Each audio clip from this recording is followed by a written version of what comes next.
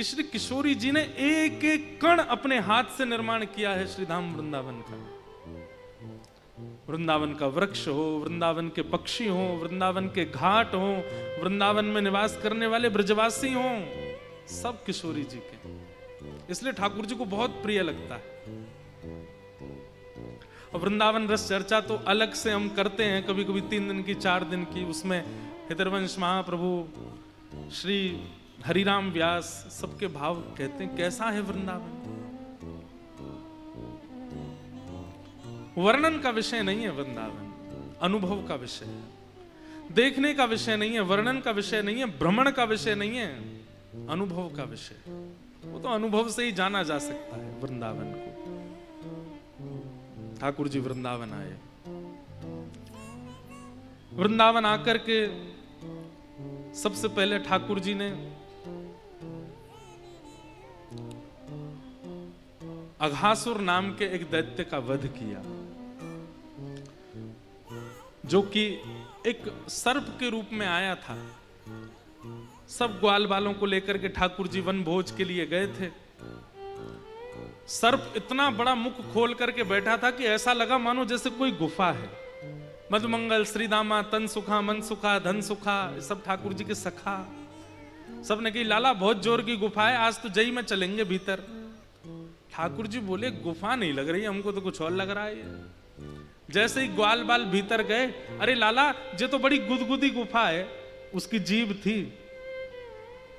ठाकुर जी ने जैसे प्रवेश किया, अघासुर ने अपना मुख बंद कर लिया और अपने उदर से विष निकाल करके उनको मारने लगा सबको।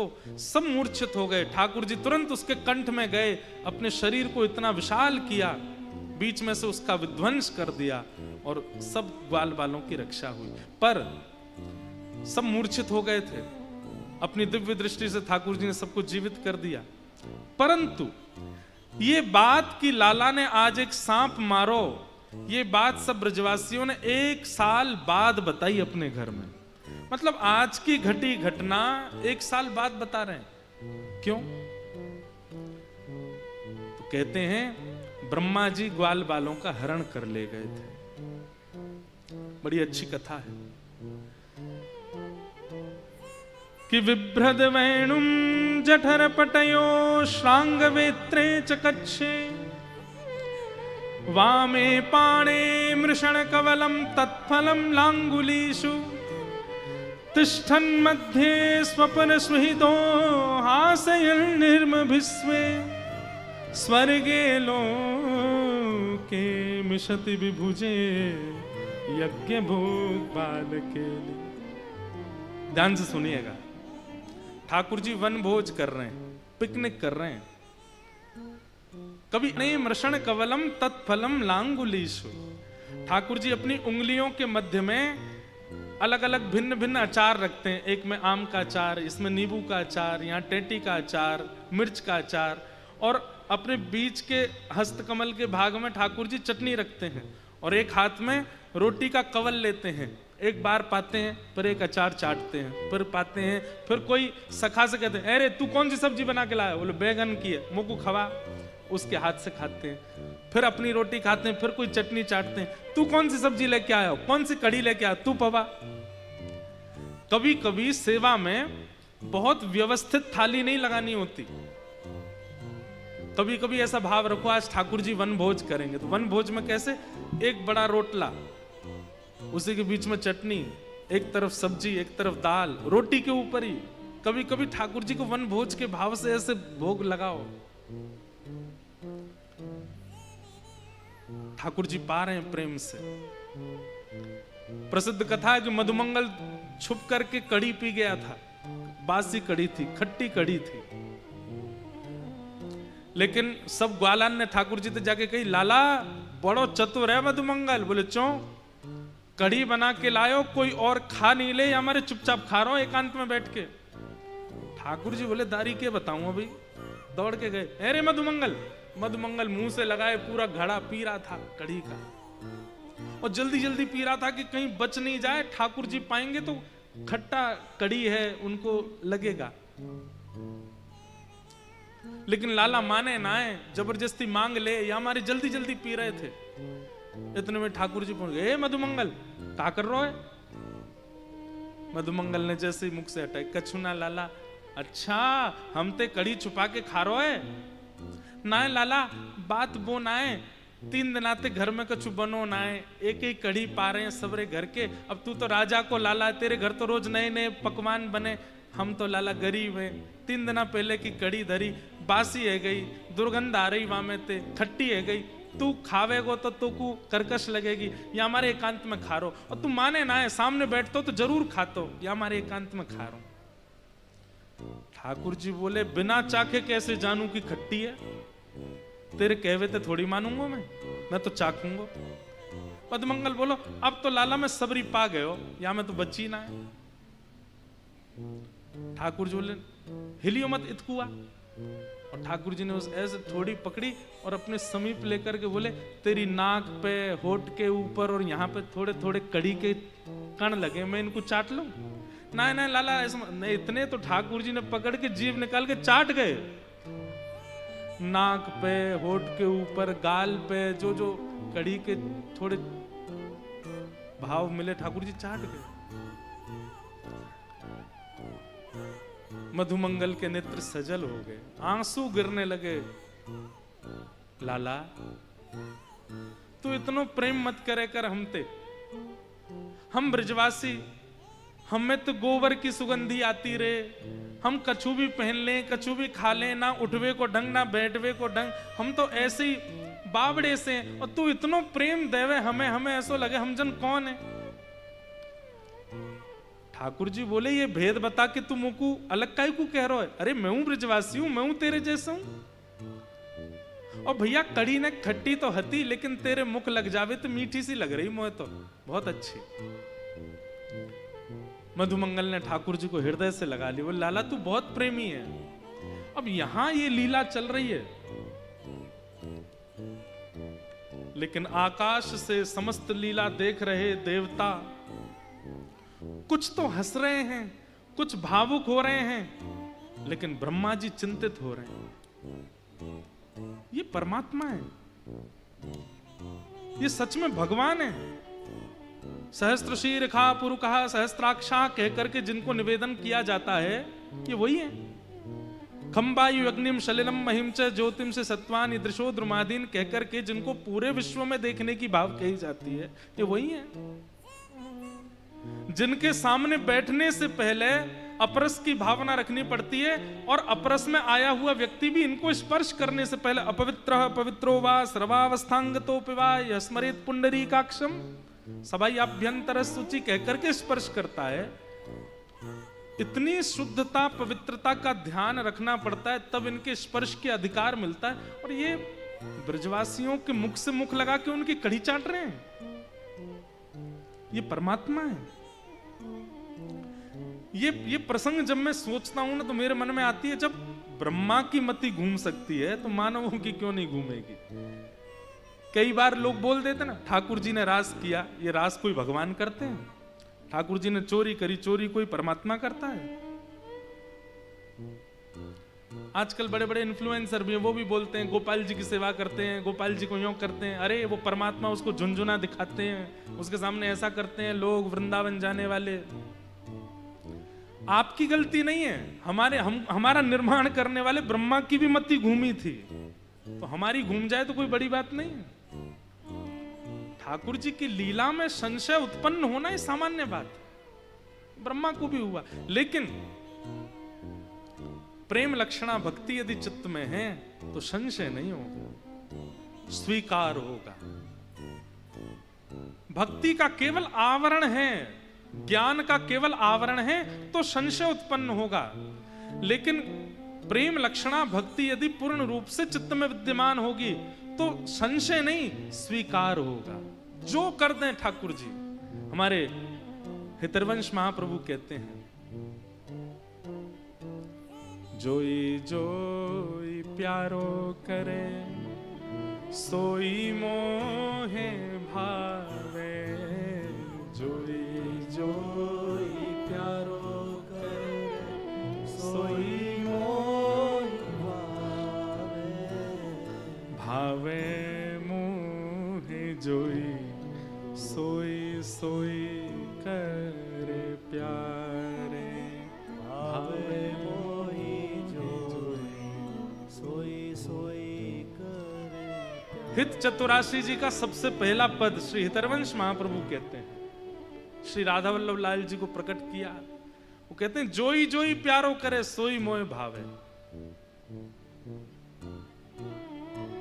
एक बार एक गायक आया श्रीनाथ जी के सामने गाने के लिए, तो गायक के मुंह में पान लगा था, तो पान लगा करके गा रहा था, तानसेनी था। तो गोसाई विठलनाथ जी बोले, ए तानसेन तुम झूठे मुंह से गा रहे हो, मेरी तो आदत है मैं पान खा के गाता हूं, ये ठाकुर जी की सभा है, ये तुम्हारे राजाओं की सभा नहीं, पान खा के गा रहे हो, जाओ थूक के आओ उसको। तानसेन बाहर गया, कुल्ला करके आया, पवित्र होके आया, पेटी लेकर के जैसे ही गाने लगा तो सामने खड़े श्रीनाथ जी को झोंके आने लगे, ठाकुर जी सोने लगे।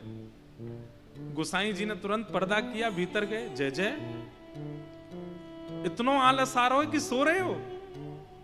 बोले मो या की गायकी बिल्कुल बढ़िया ना लगी, थोड़ी देर पहले बहुत बढ़िया गा रहा हो, अब जन कहा गा रहा है, मो तो समझ ही ना आया आ रहा हो। गुसाई जी बोले थोड़ी देर पहले पान खा के गा रहा था। बोले याते कहो फिरते पान खा के आए वो, और ये जब तक बिना पान खाए रहे मेरे सामने नहीं आवे, पान खा के ही गावे को। गुसाई जी बोले जय हो, सबरे नियम सबरी शुद्धता हमारे काजे, अपने काजे सबरे नियम तोड़ देते हो, जब अपनी इच्छा पे आते हो तो फिर कुछ विचार नहीं करते। वैदिक क्रिया हो, शास्त्रीय बातें हो, सब हमारे लिए। ठाकुर जी के तो जो रुचिकर लग जाए उसको स्वीकार कर लेते हैं ठाकुर जी। ठाकुर जी की भावना है।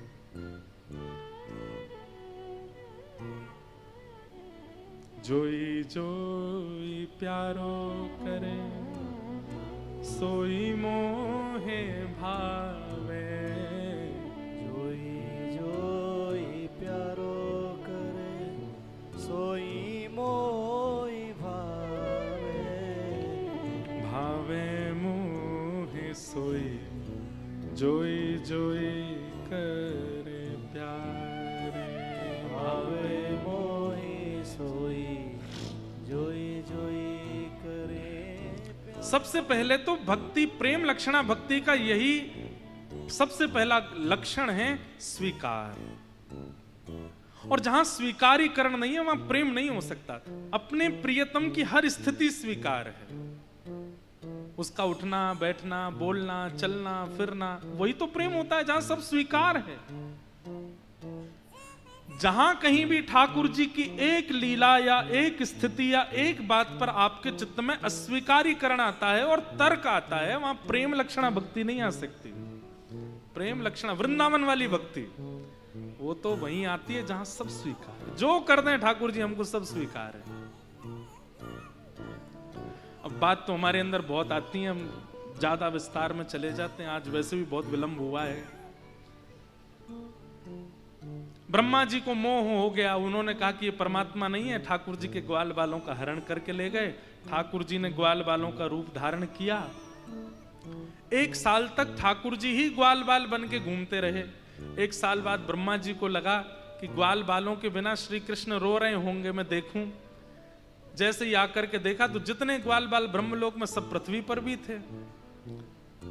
मन में विचार करने लगे ये तो अपराध हो गया, ठाकुर जी से क्षमा प्रार्थना करूं, ग्वाल बालों के सहित क्षमा मांगूंगा तो ही क्षमा प्रार्थी हो सकता हूं। ग्वाल बालों को लेने ब्रह्मलोक गए तो ब्रह्मलोक में जैसे ही ब्रह्मा जी जाने लगे, द्वारपाल बोले कहां जा रहे हो? बोले अरे हम ब्रह्मलोक के ब्रह्मा हैं, भीतर जा रहे हैं। बोले ब्रह्मा जी तो भीतर पहले से ही बैठे हैं, तुम कौन हो? ब्रह्मा जी बोले मेरा रिप्लेसमेंट हो गया इतनी देर में। बोले तुम बहलू पिया हो, असली ब्रह्मा तो भीतर बैठे हैं। भीतर जाकर के देखा तो ब्रह्मा की पदवी पर साक्षात नारायण बैठे थे और ब्रह्मा जी का रूप धारण करके बैठे थे। ब्रह्मा जी ने खूब स्तुति गाई, बोले नाथ मुझसे अपराध हो गया। ठाकुर जी बोले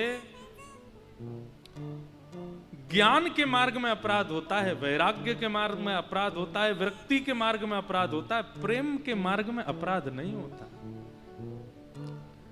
प्रेम के मार्ग में अपराध नहीं होता। या तो प्रेम होता है या कुछ भी नहीं होता। तुम प्रेमी नहीं हो ब्रह्मा, इसलिए तुमको संशय लग रहा था मेरी लीला में, ये ब्रजवासी बहुत प्रेमी है।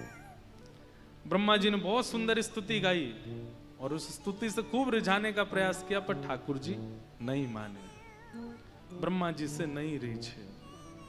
इस प्रकार ठाकुर जी की लीला चल रही थी। ठाकुर जी धीरे धीरे बड़े भये।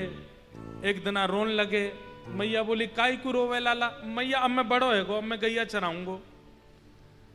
मैया से बहुत जिद करने लगे गैया चराने की। तो नंद बाबा ने कही लाला तू एक काम कर, गैया मत चरा, तू बछड़ा बछिया चरावे जा। और गोपाष्टमी के दिन ठाकुर जी पहली बार बछड़ा बछिया चरावे गए वन में। बहुत सुंदर लीला है। हमारे ब्रज में रसिया गाते हैं, मैया खोल दे केवड़िया, लाला आयो गाय चराए। ठाकुर जी गैया चराने गए। तम गो रजत छुरित कुंतल बद्ध वरह, वन्य प्रसून रुचिरे क्षण चारु आसम। बहुत सुंदर वर्णन ठाकुर जी की रूप माधुरी का किया है। गौरज उड़ उड़ करके ठाकुर जी के मुखमंडल। आपको एक बात बोले, वृंदावन में मंगला से लेकर के शयन तक के दर्शनों में सबसे सुंदर और सबसे महत्वपूर्ण दर्शन कौन सा है? जो संध्या में मंदिर बंद हो जाते हैं उसके बाद जो खुलकर के प्रथम दर्शन होता है, वो दर्शन सबसे महत्वपूर्ण है। जैसे दोपहर में 12 बजे 1 बजे मंदिर बंद हो गए और ठाकुर जी के फिर दर्शन 4:30-5 बजे खुलते हैं, वो दर्शन जो है वो सबसे महत्व, वो गौधूली बेला का दर्शन है ठाकुर जी का। उस समय हमारे वृंदावन में भावना है कि लाला गैया चरा के आए हैं अभी अभी, और उस समय का दर्शन करने का इतना बड़ा महत्व है। कहते हैं कि जितने भी पाप हैं, ताप हैं, संताप हैं, जीवन में जितनी भी आर्त हैं, उस समय के दर्शन सब मुक्त हो जाते हैं। क्यों? क्योंकि गौरज में लिपटे हुए ठाकुर जी हैं। और गौरज, एक तो गौरज पवित्र, ऊपर से ठाकुर जी के अंग से स्पर्श हो गई। और उस समय जितने लोग दर्शन करते हैं, ठाकुर जी अपनी गौरज उतार उतार के सब पर डालते हैं, तो वो गौरज माथे से पड़ती है तो सारे आर्त पवित्र हो जाते हैं। इसलिए सबसे विशिष्ट दर्शन होता है संध्या का। मंदिर खुलते ही सबसे पहला दर्शन हो, वो करने का प्रयास करो। सबसे सुंदर दर्शन होता है ठाकुर जी का गौधूली बेला में। भगवान गैया चराने लगे। ठाकुर जी के मन में आया कालिया नाग आ गया है, इसका वध करना है। लेकिन दाऊ दादा संग में हैं, तो दाऊ दादा को तो भेज दिया धेनुकासुर के वध के लिए। और ठाकुर जी ने पूरी योजना बना करके कालिया नाग को वहां यमुना जी से निवृत्त किया। ब्रज की गोपियां सब ठाकुर जी से प्रेम मानती हैं। ठाकुर जी गैया चराने जाते हैं और वेणु गीत के माध्यम से सब गोपियां ठाकुर जी का दर्शन करती हैं। आज ठाकुर जी जैसे ही लौट करके आए तो महाराज 56 भोग बन रहे थे। ठाकुर जी ने जाके मैया से पूछी, मैया ये 56 भोग कौन के काजे बनने हैं? मैया ने की बाबा ते जाके पूछ। ठाकुर जी नंद बाबा के पास गए और जाकर के पूछने लगे, बाबा ये 56 भोग की रचना कौन के काजे है रही है? ये इतने 56 भोग सामग्री कौन के काजे बनाई जा रही है? ठाकुर जी बोले, लाला हम किसानन के देवता हैं इंद्र, और इंद्र की पूजा साल में एक बार हम करें 56 भोग लगा के, या हमारे ये 56 भोग बन रहे हैं इंद्र की पूजा के लिए। ठाकुर जी ने नंद बाबा से कही, बाबा अगर हम इंद्र की पूजा केवल इसलिए करते हैं क्योंकि हमारी खेती बाड़ी बनी रहे, अतिवृष्टि अनावृष्टि ओलावृष्टि नहीं हो, तो खेती तो सूर्य नारायण की कृपा से भी हो रही है। अगर सूर्य प्रकाशित नहीं करेंगे तो फिर खेती कैसे होगी? वरुण देव यदि रुष्ट हो जाएं तो खेती कैसे होगी? पवन देव नाराज हो जाएं तो खेती कैसे होगी? एक देव के प्रसन्न होने से खेती नहीं हो रही है, सब देवताओं की प्रसन्नता से ही जीवन चलता है पिताजी। लेकिन देवता इतने सारे हैं कि सबको आप वंदन कर नहीं सकते। इसलिए पिताजी जड़ में पानी डालो, वृक्ष अपने आप हरा भरा हो जाता है। इन समस्त 33 कोटि देवतान की एक मूल आधार हमारे ब्रजमंडल में विराजमान श्रीमन नारायण के ही स्वरूप श्री गिरिराज जी गोवर्धन। मेरी मानो तो आप सब ब्रजवासी मिलकर के गोवर्धन की पूजा करो। ब्रजवासियों में कई भाव उत्पन्न हुए, कईयों ने मना किया, लेकिन ठाकुर जी ने सबको समझाया। बोले तुमने कभी इंद्र के दर्शन किए? बोले नहीं किए। बोले मैं वचन दे रहा हूं गिरिराज बाबा के प्रत्यक्ष दर्शन होंगे। ये बात जैसे ब्रजवासी ने सुनी, सब ब्रजवासी बोले ठीक है लाला, देख लियो, दर्शन होने चाहिए। बोले बिल्कुल होंगे, चलो। और सब ब्रजवासी को लेकर के ठाकुर जी गोवर्धन गए। आहा, गिरिराज धरण प्रभु तुम्हारी शरण, गिरिराज धरण प्रभु तुम्हारी शरण, गिरिराज धरण प्रभु तुम्हारी शरण, गिरिराज धरण प्रभु तुम्हारी शरण, तुम्हारी शरण गिरिधर तुम्हारी शरण, तुम्हारी शरण गिरिधर तुम्हारी शरण, तुम्हारी शरण गिरधर तुम्हारी शरण,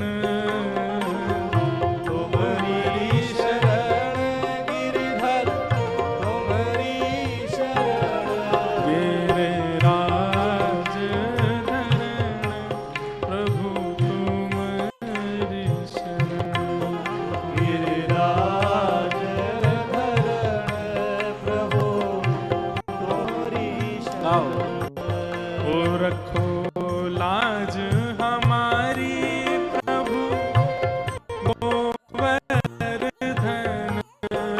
प्रभु लाज हमारी प्रभु गोवर्धन, रखो लाज हमारी प्यारे गोवर्धन, रखो लाज हमारी प्यारे गोवर्धन, गिरिराज धरण प्रभु तुम्हारी शरण, गिरिराज धरण प्रभु तुम्हारी शरण, ओ गिरिराज धरण प्रभु तुम्हारी शरण, गिरिराज धरण प्रभु तुम्हारी शरण। सब ब्रजवासियों के सहित ठाकुर जी गोवर्धन पहुंचे। बंधुओं, एक बात किसी ने मुझसे पूछी कि ठाकुर जी को इंद्र पूजा से इतनी दिक्कत क्यों हो गई? दिक्कत नहीं हुई है, ध्यान से सुनिएगा। जिससे प्रेम होता है उसका हित हो, ऐसी भावना सदा चित्त में रहती है।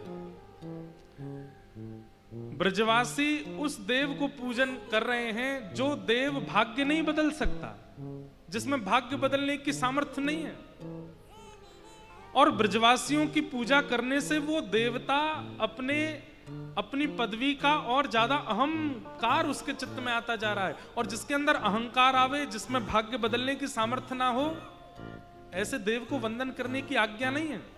बंधुओं, देव सब हैं, प्रणम्य हैं सब, पर सबकी पूजा नहीं होती है।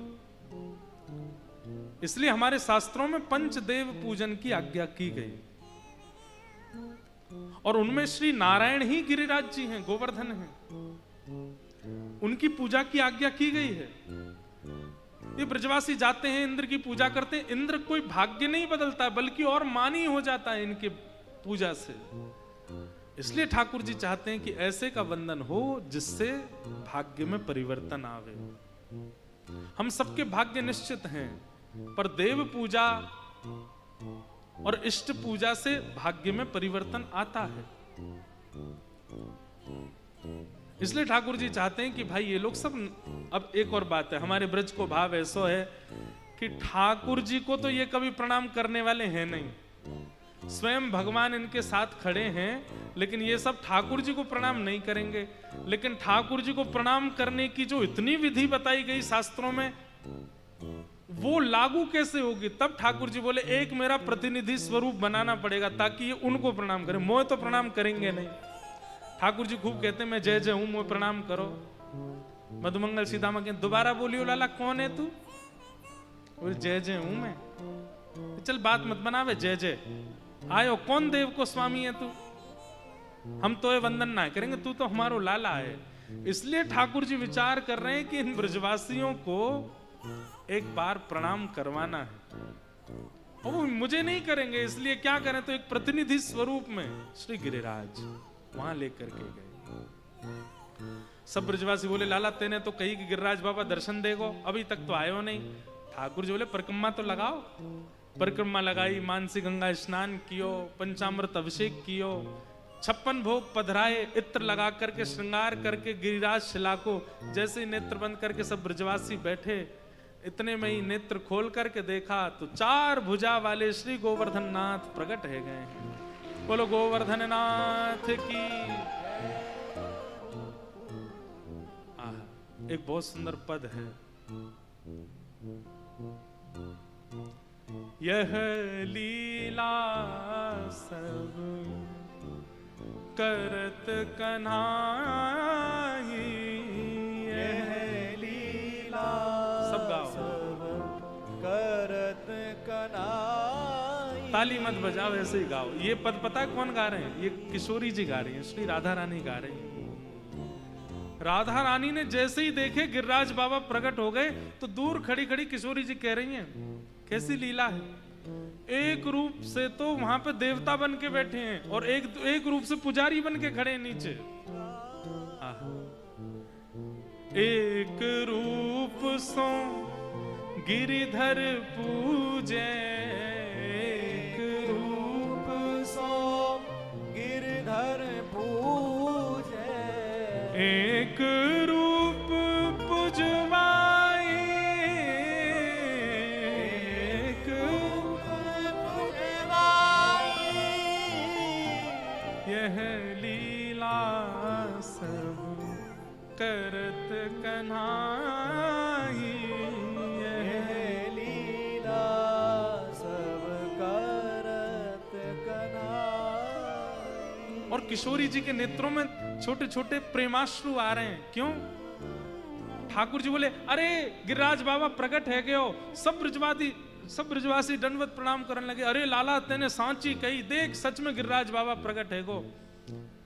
तो ठाकुर जी बोले इनकी पूजा करेंगे। मैया और नंद बाबा दोनों के हाथ पकड़ के ठाकुर जी ऊपर गिरिराज जी पर लेके गए। सोचो अपने माता पिता से अपनी पूजा करवा रहे हैं और ठाकुर जी कह रहे हैं बाबा जी गिरिराज जी तो तुम नीचे लुढ़क मत जाइए, तुम एक तरफ खड़े हो जाओ, तुम लोग मोह स्पर्श कर दो, मैं इनकी पूजा कर दूंगा। ये देख करके तो किशोरी जी और आनंदित हो गई, अपनी पूजा खुद ही कर रहे हैं। रोली लेते हैं ठाकुर जी और श्री गिरिराज गोवर्धन नाथ जी को लगा रहे हैं। पूछ रहे हैं बाबा तिलक लगाए दूं? ठाकुर जी ही हैं दोनों तरफ। ठाकुर जी कह रहे हैं हाँ लगाए तो। तिलक लगायो। फिर यशोदा मैया मौन थार बना के लाइए। सो ठाकुर जी कह रहे हैं नेक मुंह खोल लो, मौन थार खा लो। सो ठाकुर जी ही मुंह खोल रहे हैं, अरे नेक ज्यादा सो खोल लो, तो नेक और खोल रहे हैं। फिर ठाकुर जी खवा रहे हैं और जो बचा हुआ अवशेष है उसको स्वयं पा रहे हैं। ये देख करके तो किशोरी जी इतनी आनंदित हो गई, वाह देखो लीला देखो, खुद को ही खिला रहे हैं और खुद को ही उच्छिष्ट प्रसाद पा रहे हैं और फिर अपनी ही आरती कर रहे हैं और आरती करने के बाद अपनी ही बलैया ले रहे हैं। ये सब लीला देख करके किशोरी जी भावुक हो गए। यह लीला सब करत कन्हाई, यह लीला सब करत कन्हाई। और अब ठाकुर जी लेकर के गए ब्रजवासियों को, तो सब ठाकुर जी से ही पूछ रहे हैं लाला कैसे पूजा करनी है, कहाँ पवानो है, सब बताओ। तो ठाकुर जी मॉनिटर बन के खड़े हैं गिरिराज बाबा के नीचे और सबरी सखीन ते कह रहे हैं कहाँ बना के लाइए, पहले मोह दिखा। तो गोपी दिखावे, देख हम तो मीठी मठरी बनाए, देसी घी में नाय बनाइए तेने, ले जाए वापस। गिरिराज बाबा नाय पावे। अरे लाला ने ऐसा मत करे, पवाए दे। अच्छा ठीक है चली जा, एक पवैयो बाकी मोह दे दियो। सबरी लाए के ऊपर पवाया, आहा। सब सो कहत जाए जिमाओ,